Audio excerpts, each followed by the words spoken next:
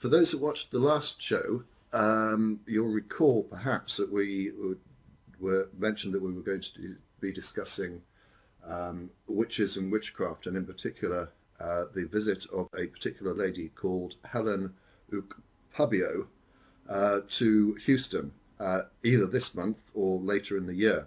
We'll come on to that in a second.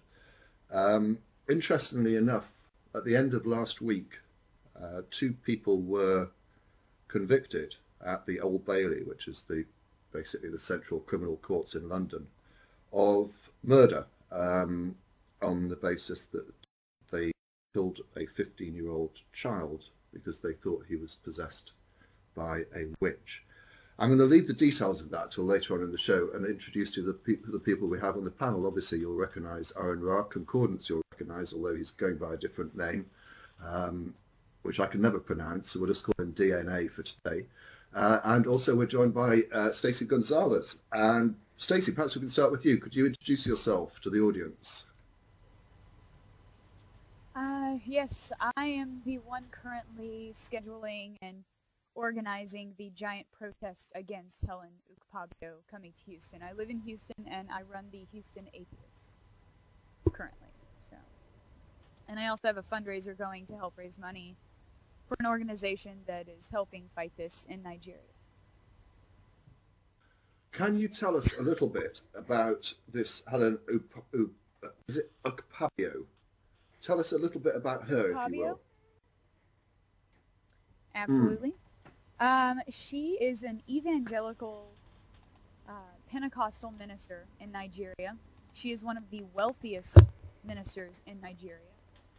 She tells people that if their child is sick and feverish, or their health is deteriorating, or multiple people in their family keep dying, or they have bad luck, they've lost their job, whatever it is, their child is possessed by a witch. And to get the witch out, you have to bathe them in acid, or they bury these children alive, they burn them, they abandon them on the streets, children abandoned, and that's where Stepping Stones Nigeria and other organizations come in to hopefully help that situation. But yeah, she's completely insane, and she's coming to Houston in March, maybe in March, to do her 12-day deliverance here, which we plan on protesting, so we shall see. But besides that, she's not a very nice person. She's being invited, I think, by an organization known as Liberty Church. It is one of her sister churches, I guess. It's part of her group of churches. She has a lot of churches, mainly all over Africa, but this happens to be sorry, turn my phone off. This happens to be one in the United States. We have a very large Nigerian population here in Houston, so it doesn't surprise me that she's coming here. And this church, I've spoken with the man who runs it at one time. I believe it's very small, doesn't have an actual location. They meet in houses or maybe public facilities. Last time she came, they came to some like community center. So it's really hard to find out where they're going to be. Tell us about the campaign that you're organising and what information it has, where people would find it. They could find out any information by going to Facebook and look up Stand Against Helen Ukpabio, UKPIBO. I'm sorry, PABIO. And you'll find everything there. I have people all over the world updating that constantly, which is nice. When anyone hears any little information or sees an article, they post it there. We are just trying to schedule to see how many people we can get to come out to this thing, if we can figure out where it is or when they're having it. And just for a peaceful protest, it was supposed to be in the evening, so for 12 days, a peaceful protest, stand outside to let them know that we disagree with this.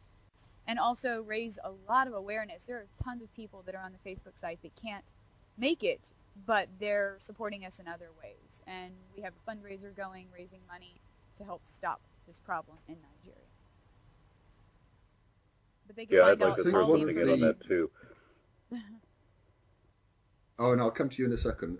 Just before I do, I think that the response from Liberty Church towards you as a result of this has been somewhat interesting. Tell us about that. It's been humorous. I actually have had them cyber stalking me for weeks before the website. They would send me the same exact message that is on the website. They made a website that is hilarious, in my opinion, called the Atheist's Ploy to Destroy Christianity.com. I feel so proud as an atheist to have pissed off this horrible woman. But yeah, it's a whole website about how I'm possessed by the devil. But they've been sending me that same exact message weeks beforehand, any place they possibly could. So, and I believe they did a poster. They did a poster of Stacey Gonzalez wherein they did a poster of Stacey Gonzalez wherein they painted her red, and she's entirely colorized, semi-nude, in a demonic. She's got like a demon's body, a very nice demon's body and all. It was a very, very positive depiction, I thought, and I'm having it blown up, about 60-inch poster to put over my bed. Well, what I've seen is there was a movie done a year or two ago about the witch hunting children, and there was a documentary crew that went into Nigeria, into this one realm. This was a very small, deeply rural community in Nigeria where the Stepping Stones ministry is based.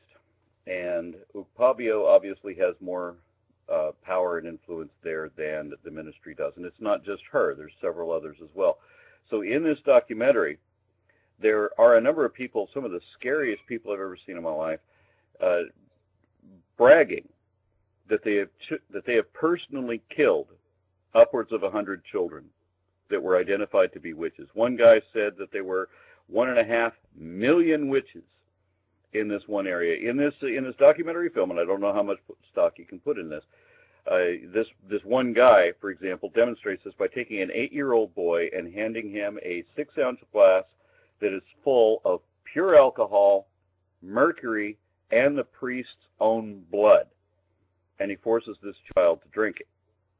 Now, on top of that, I have seen some much more disturbing video than that when children are thrown into pits and then burning rubbish is thrown in on top of them so that they are deeply scarred and burned, or they are forced to sit on flames to be burned that way. Or swallow others, acid, as you mentioned in the news story, be stabbed. It's not just swallow acid. Yes, they have highly corrosive acid thrown on their faces that leaves lifelong scars. And you have to remember, what are the symptoms that are identified for these witch children? It's literally anything. It's whether they don't pay attention in school. If they get a mark from their teacher, then they're identified as being a witch. If they're reluctant to do their chores, they're identified as being a witch. There is no hard criteria. And then these people are moving into other countries, like you said in the news story that you quoted in your promo video. They move into England, and everybody's totally convinced. All you have to do is say that she's a witch, and everybody buys that nonsense. And then they bludgeon the kid to death with a hammer and beat floor tiles over his head until he eventually bleeds to death and dies. And some of the symptoms that were listed, for the sake of those, for the sake of those who are not aware of the story, as I say, this was a conviction for murder that this isn't years ago. This was the end of last week in London. It was actually Thursday of last week. This is a report from The Independent on Friday the 2nd of March. I'm just going to read a few bits of it so you get an idea of what the position is. Shortly before noon on Christmas Day 2010, emergency response workers received a phone call from a distraught woman asking them to rush to her East London flat. "You must come," she said. "My brother has drowned himself in the bath." When they arrived, they found his lifeless body in the bath. His older sister, who was the one that had phoned the paramedics, and her boyfriend were also there. They kept insisting that he had drowned himself, but even a cursory glance showed that Christie, the person who had been killed, had been hideously assaulted before he died. His body, the pathologist found later, had 130 separate injuries. 2 of his teeth were missing. Now, although it doesn't say it in this report, it's been reported elsewhere. They were knocked out of his mouth with a hammer. He also had been tortured with a pair of pliers, and as Aaron has just indicated, had floor tiles smashed over his head. The whole flat was smeared with blood. What the paramedics actually stumbled upon was a torture chamber where a teenager was brutally murdered because his attackers believed he was a witch. What had happened is that he had come over from France to stay with his sister. His sister was one of the people convicted of his murder. And I'll just skim through this. The reason that they thought he was a witch was because he wanted to go to the bathroom, but he couldn't because the bathroom was engaged at that time, and he wet himself. And in the embarrassment of having done so, he hid his soiled underwear in the kitchen. It was found by his sister's husband, and he then thought that this was an indication that he was a witch and trying to poison everyone, all the food and things like that. What followed, I'll read again, what followed over the next 3 days was a horrendous attempt by the two defendants to force the devil out of these three, not just him, but his siblings as well. The rituals began with long bouts of prayer and fasting, but soon descended into awful violence, and as an array of weapons were used on the three hapless victims. And this went on for 3 to 4 days until he was literally begging to die.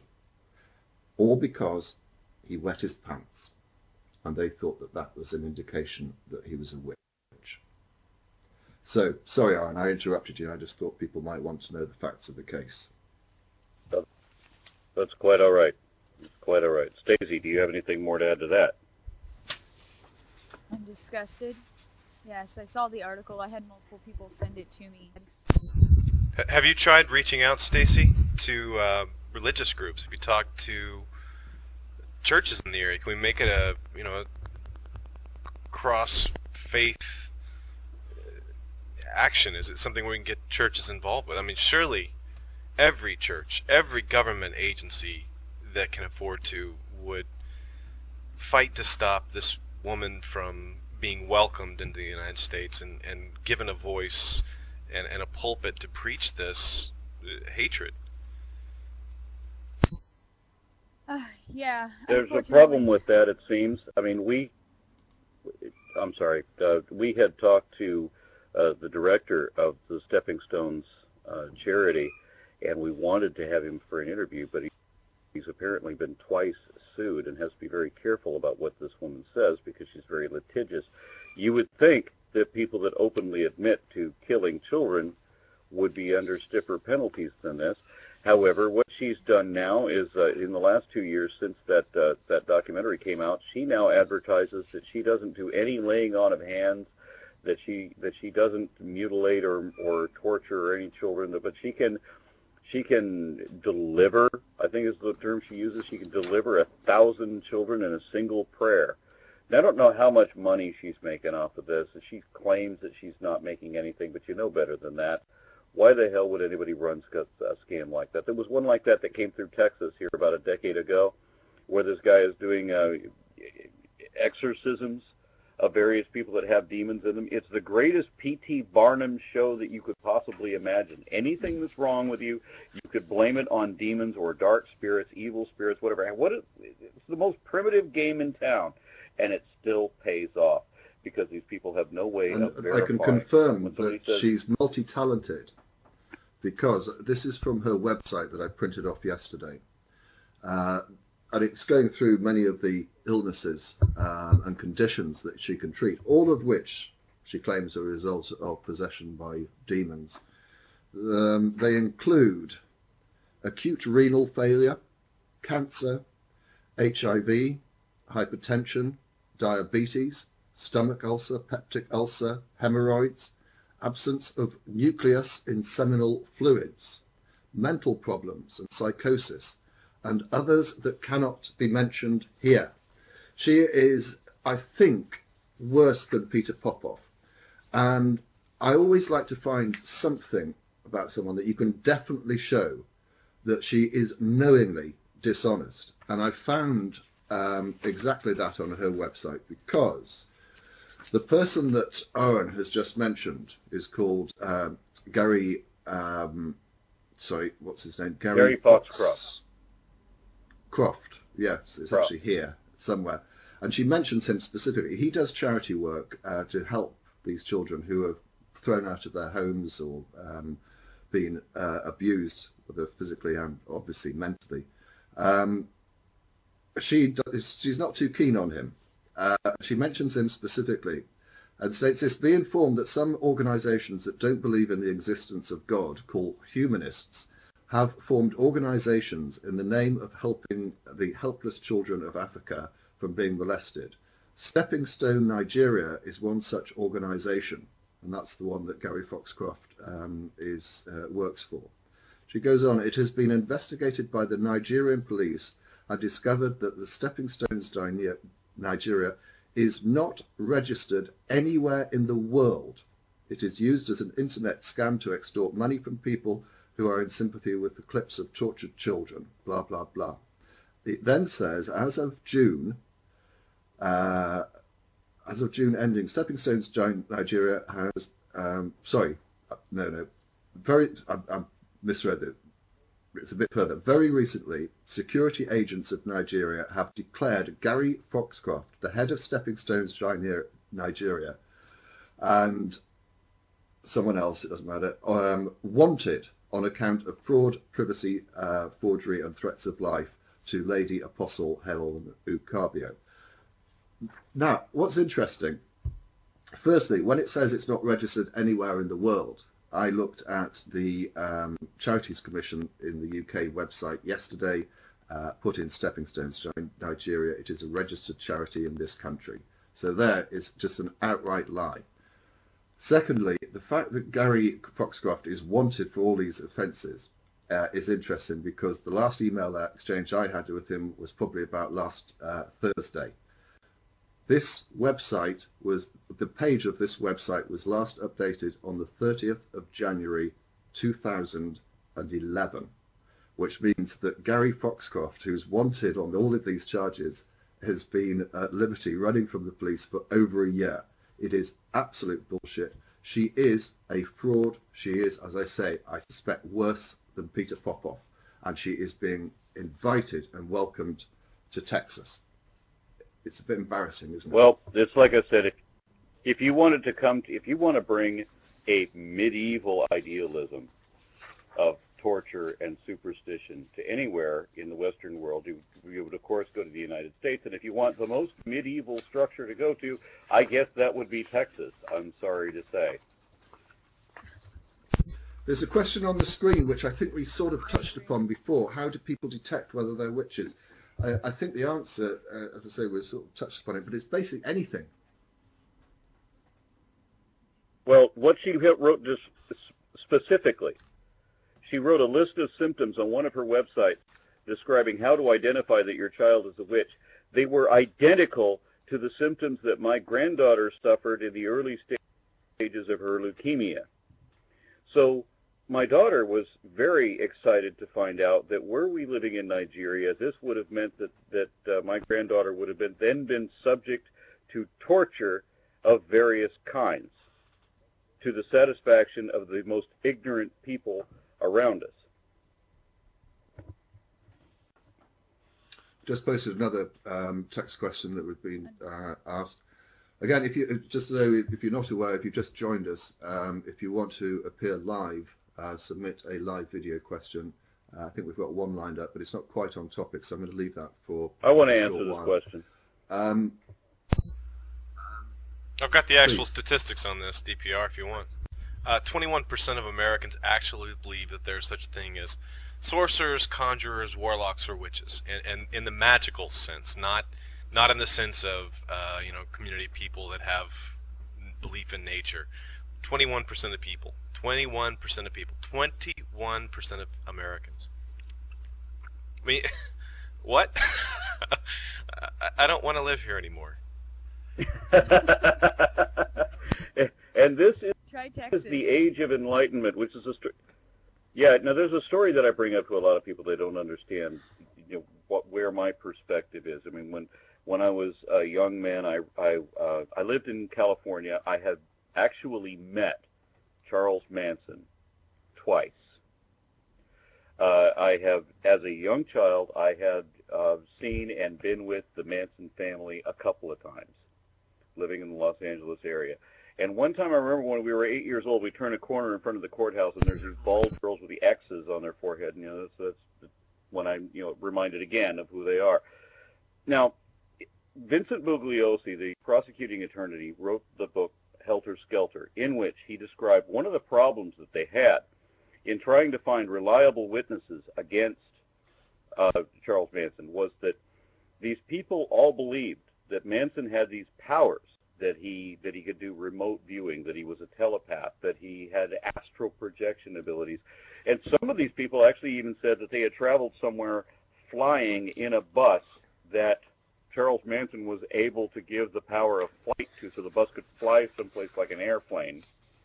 And of course, all of their testimony was thrown out. Practically the entire Manson family's testimony was rejected because they had to be considered insane if they believed in 1969 or 72, I think it was, if they believed in astral projection, if they believed in telepathy, they had to be considered insane.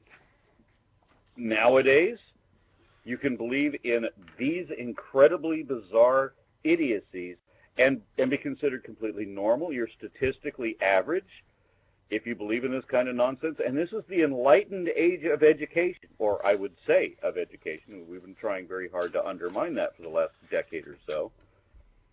I'm sorry, I'm ranting again. I'll stop. I mean, let's look at a few of the other things that people believe in. The belief in witches is not actually that old for the society that we live in. I mean, you're looking at what maybe your great-great-grandfather would have been perfectly prepared to set a bonfire aside for witch burning.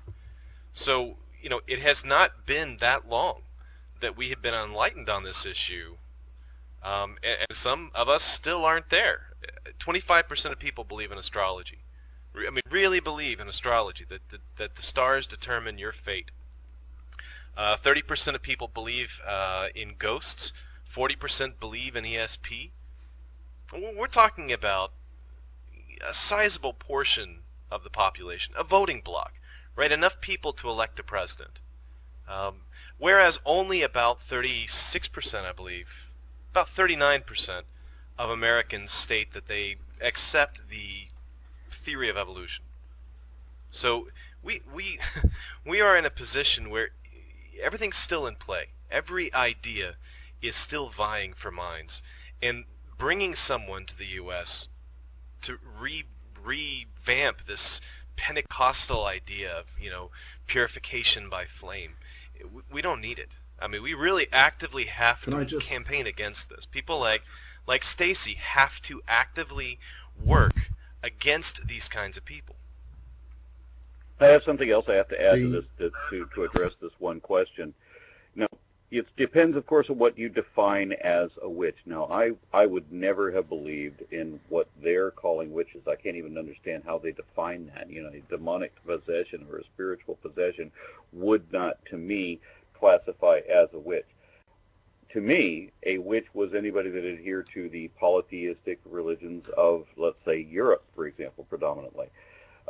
The old pagan, neo-paganism, for example. These are the people that are referred to as witches. And I remember being very close to these people before I understood that I was actually an atheist. I was obviously in Christian community. I drove through the state of Oklahoma wearing a pentacle that had been given to me by one of these people, and I passed by a billboard on the side of the interstate freeway that says, "Thou shalt not suffer a witch to live." By my own definition, I'm close to these Wiccans, so I'm wearing a pentacle, so that means that I can be killed on the side of the highway in Oklahoma. Well, very quickly, in the promotional video I used, there was a doctor who was actually an expert witness at the trial, who estimates that around the Congo Basin in Africa, there are probably about 25 million people who believe in witchcraft. And the report in The Independent that I referred to states this: the growth of evangelical Christianity across Africa has made matters worse, not better, especially in areas where there is a strong presence of Pentecostalism, which tends to portray faith in Christ as an armor one can wear against evil. A recent detailed study of witchcraft beliefs by the United Nations found that rather than dispel traditional beliefs, evangelical churches had embraced Kindoki, which is witchcraft, by charging money to exorcise evil spirits in so-called deliverance ceremonies. So I just wanted to add that before I took the next question, but, oh, I know why I can't do it. I've got to drop this one first. Now, you were talking about pagan views and Wiccans. This is why I wanted you to wait for this question. My mom was kicked out of a charity because she is a pagan. Are there laws against this? What are your views? Well, it depends on the charity, I'm sorry to say. I mean, if it's not something that's run by the government, then we probably don't have a whole lot that we can stand on. If it is a religiously based charity, then they don't have laws that apply to them. They get to do whatever the hell they want most of the time and not pay taxes for it. And that somehow manages to include one recent news story I saw from earlier this week where there's churches lobbying for the presidential candidate of their choice, which is clearly a breach of everything that's supposed to separate church from religion. Why they're not paying taxes is why they can't endorse a political candidate. Yet in Oklahoma, they're doing both. I don't understand this. So I don't know who the charity is, and that's going to matter a whole lot as to what can be done about this. I mean, there are some secular charities where this would never become a problem, and that's why I would lean towards secular charities to begin with. Charities that are done through churches and everything are going to be given to the biases that the churches have to adhere to. As for other charities, I don't know. What I was hoping you might be able to comment on, Owen, is this. In the comments section of the promotional video, there was one person who was saying that the video was an insult to witches because modern witches or paganism or whatever it was referred to, I can't remember, doesn't have all these negative connotations. I was hoping that you might be able to tell us a little bit about what modern witches I'd be happy to tell you that. I mean, yeah, I mean, I was never a neo-pagan myself, or at least I'm not the way I understand it. Although I did have a lot of people that were involved in that were close to me. I mean, I had a lot more friends that were neo-pagans than I had friends that were of any other religion. I was, in fact, once even married, skyclad, in a Wiccan ceremony in the forested mountains of New Mexico. Beautiful ceremony. What I consider to be a witch is somebody that adheres to basically... Wait. What? Skyclad. You can't just drop that one and walk by, because now I've got the mental image. Do I really need to explain what skyclad means? No, I think that means we all that... know. Okay. Well, good. Eddie, where the hell was I now? Somebody else pick up the ball and run with this. Concordance threw me completely off. Oh, no, wait. My understanding... You were talking about being naked in the New Mexico hills.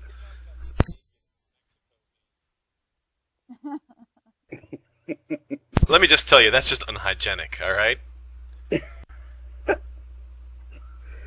Okay, thanks for blowing that out. Anyway... So my perception of what a witch is somebody that adheres to the old traditional European, predominantly European, but also shaman, nature-based traditions that involve, well, not shaman, but the polytheistic. And I guess that would apply only to Europe at this point. Those that had the multiple gods, and to a degree, it would include some of the Egyptian and Sumerian gods too, but predominantly European. So anybody that's into the neo-pagan thing would definitely be a witch. This is not demonic possession. That's something completely different. I mean, a witch was a practitioner following a religion. It was not her that was ever, as far as any legend that I know of in antiquity, possessing other people's bodies. That wasn't happening. Warlocks also were not the male counterparts of demons that were inhabiting other people's bodies. Again, they were the religious practitioners who also evoked some of the craft. which, they did think that they had psionic powers. They did think that they had spells that would work, or that they had herbs that could do certain things, not because of their chemical medicinal properties, but because they were picked by the light of the full moon or what have you. A lot of mumbo jumbo in that. I mean, it's funny. I've been to Witch's Circle. I've been to a number of pagan ceremonies, and some of them were quite beautiful. I've been to hand fastings and a number of other ceremonies, and when they call to the gods of the north and south and east and west and so forth, and they appeal to their patron deities, I think, well, this is a really beautiful ceremony, but you don't really think that there's any spiritual entity sitting over the house looking through the roof and, with their X-ray vision and watching what's going on, right? But I guess some of them do. This is a wholly different category than what these African traditions are talking about with witches and warlocks, and I've no point of relation to that. I need a definition, and I need a way of verifying. When you say that someone is a witch, how do we discern, that they have the symptoms of leukemia? How is that not the product of leukemia? How do we verify that it actually is a possession or an alternate spirit invading their body? Because otherwise, it's just like you said, it's Peter Popov trying to sell his mumbo-jumbo again and make a profit out of scaring the crap out of people who don't know anything, and that's why they want to keep everybody ignorant.